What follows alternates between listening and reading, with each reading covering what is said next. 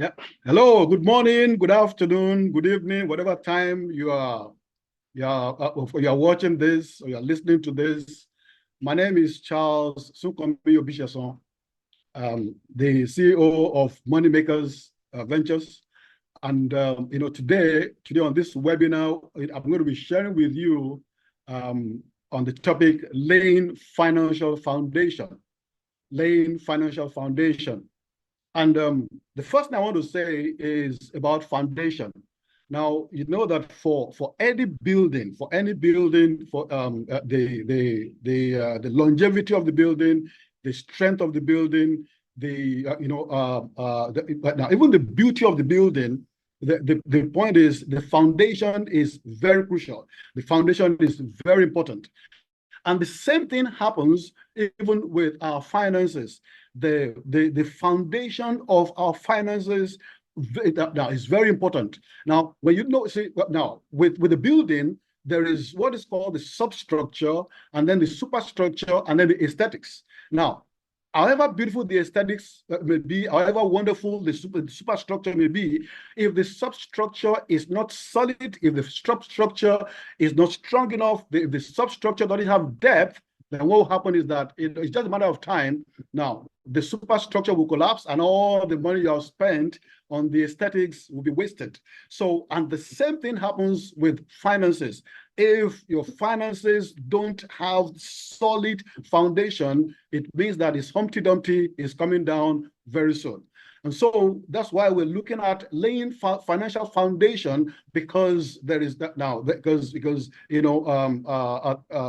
our finances are very, very important, and so we have to lay a very good foundation for it. So the first thing I want to to share with you today is defining prosperity. So let's look at the definition of prosperity from three perspectives. Now, the first one is in economics. In economics, prosperity refers to a state of wealth, and financial well-being characterized by economic, stable income and an abundance of resources. Now, the point is, when you talk about prosperity in economics, it's talking about the state of wealth, the state of financial well-being. Now, the state of economic stability, that is, you have a stable income. Now, this stable income could be earned income, could be passive income, or could be both. But of course, now your goal should be for that stable income to be a passive income. And of course, it talks about an abundance of resources, that you should have, or that you and I should have. So, and then of course, now it often involves high standards of living, financial security, and access to opportunities for mobility. So when we talk now, so in economics, when you're talking about prosperity, that is what is referring to. The second definition of prosperity is the spirit, is the spiritual aspect. So what is prosperity spiritually speaking? Now, when we talk about prosperity spiritually speaking, we're talking about prosperity as we're talking about prosperity as a means of overall well-being that includes inner peace and a sense of purpose. Inner peace and a sense of purpose. So you see that this is even much more than what we looked at before. It is inner peace, when you have an inner peace and a sense of purpose. So it goes beyond just wealth or material wealth, and it encompasses a life of fulfillment, a life of contentment, a life of spiritual growth. Of course, and of course, it relates to our relationship with God or a higher power. Well, for me, I would say it's the relationship with God, really, because there's no higher power than the power of the Almighty God that we serve. So it is actually the prosperity, when we talk about spiritually, so we're talking about that deep relationship with God, that strong relationship with God that will result in inner peace, that will result in you having fulfillment in life, and then of course you are growing spiritually. You are growing spiritually and and continuously.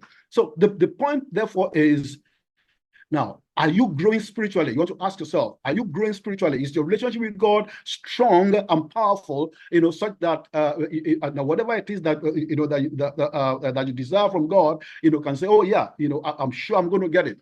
So if you are following me so far, could you please give me just give me a 1 on the chat box? If you're following me so far, just give me a 1. Give me a 1. Give me a 1. Give me a 1. Give me a 1 on the on the chat. If you're following me so far. If you are not following me, give me a 0.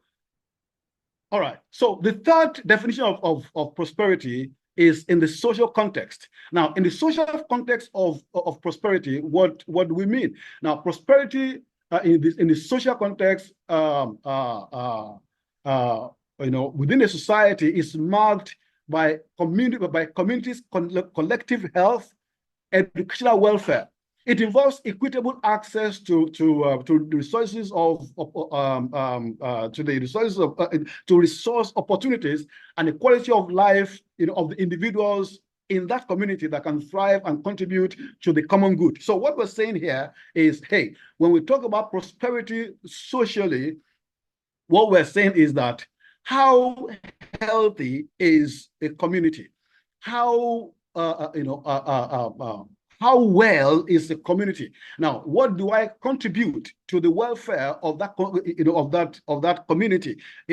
And of course, now what are what are the opportunities that are available in that community? And then, of course, now how accessible are those opportunities, so that everybody in that community can have access to them, and then of course everyone is thriving, and of course then the whole community is enjoying whatever prosperity that is available to all. So it's talking about actually equity, that join, everyone has welfare, everyone is cared for, everyone is catered for in a society. And the point is that now your contribution personally to that prosperity in that community is very crucial. So these are 3 main definitions of prosperity.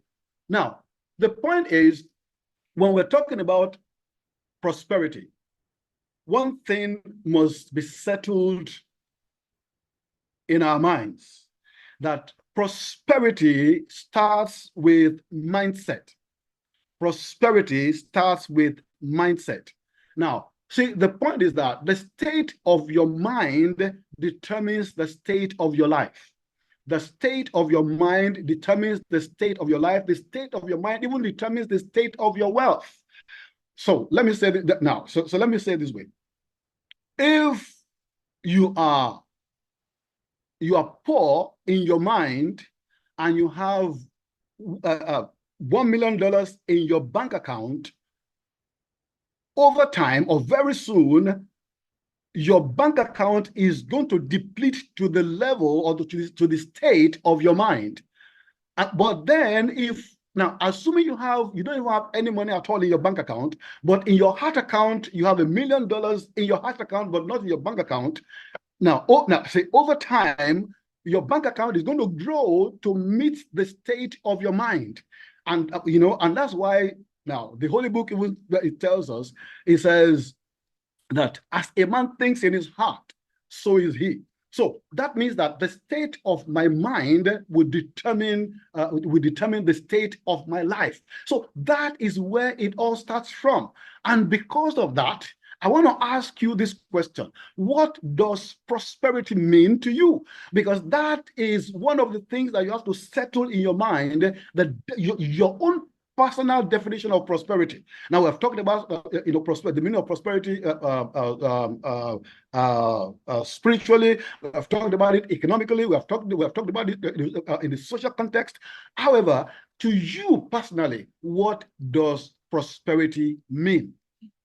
What does it mean? So let's just do this maybe like a contest or ask this question. Now, I'm going to be showing you some things now. If any of them is what prosperity means to you, just give me that number on the screen. For example, does prosperity mean to you a car or cars? Is that what prosperity means to you? Or does it mean mansions, houses, having a fleet of houses, maybe Nigeria, in Burkina Faso, in Dubai, and different other things? Now, is that what prosperity means to you? Does it mean money? Having lots of it, lots of money, in billions, in trillions, now of US dollars, of pounds sterling, of naira, and different other currencies of the world. Is that what prosperity means to you? So does it mean cars? Does it mean mansions? Does it mean money? If it means cars to you, just give me a one in the chat box in the chat. If it means mansions to you, give me a 2. If it means money to you, give me a 3. Or it could mean affluence. I mean, you have all this affluence, so whatever it is that you want to get, you can get. Whatever it is you want to be, you can be. Now, is that what it means to you, or does it mean governance? So you are now, so you are in politics, and you have this state, and you have this status, in governance, so that you can make laws and, of course, control things. Is that what prosperity means to you, or does it mean fame? Everybody knows you. So what does it mean to you? Does it mean any of these 6 to you? So if it is governance, just give me a 5. If it's fame, give me a 6. Whatever it is, so whatever number it is that you see on the screen, just give me that in the chat box, in the chat, so that I can know exactly what prosperity means to you. Okay, so I can see some numbers. Some say 1, some say 3, some say 5, some say 6. All right. Now, but let me tell you this. Let me tell you this. I know some of you chose 1, some of you chose 2, and all that, and you're wondering which one is the correct one, which one is the correct answer, and all that. All right, so let's now have the result of our quiz. You ready for the result of your exam? All right, here is the result. You are all correct. All of you are right. Now, I'm sure somebody is wondering, how can we have an objective, A, B, C, D, E, F, and everything A to F is correct. Okay, so what I'm saying is that all of the above is correct. All of the above, everything is correct. Now, the point is, now, all of these are subsets of prosperity. All of them. So when you're talking about prosperity, of course, it means that you have access to cars, you have access to get mansions, you have access to money, even affluence, even some level of access to governance, and then, of course, fame is there. So all these things are part of prosperity, but that is not all. Prosperity is much, much, much, much more than that. So there are subsets of prosperity, but they are not all about prosperity. So question now is, I'm now going to be sharing with you some mindsets that you need to have in order for you to actually get to what we call real prosperity. Real prosperity. If you are following me so far, please give me a P. Give me a P on the chat box. Just give me a P. Now, meaning that if somebody is prospering, right from this webinar, you just give me a P. Now, thank you for giving me a P. I can see P all over. Yeah, but if I'm not getting it, just give me an F. All right. So there's no F. Okay. So now let's now look at this mindset. This millionaire mindset. So now, what are those things that say, what kind of mindset you need to have? Because these are the mindsets that millionaires have. Now, the first mindset I wanted to have that you should have now in your journey to prosperity is the abundance mentality. Abundance mentality. See, friends, we live in a world of abundance. We live in a world of abundance. There are over trillions of fish in the ocean alone.